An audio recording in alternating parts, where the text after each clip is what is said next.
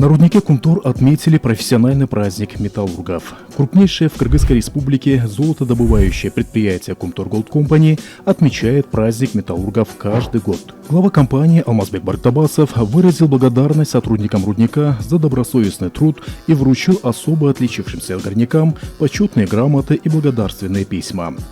Любая профессия почетна и достойна уважения, но профессия металлургов особенно трудна и почетна. Не каждый сможет выполнять работу, которую выполняете вы.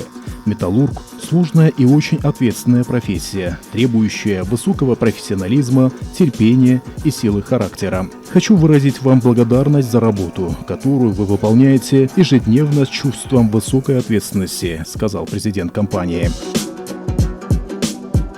В честь Дня металлурга Кыргызской республики была организована концертная программа, подарившая горнякам праздничное настроение.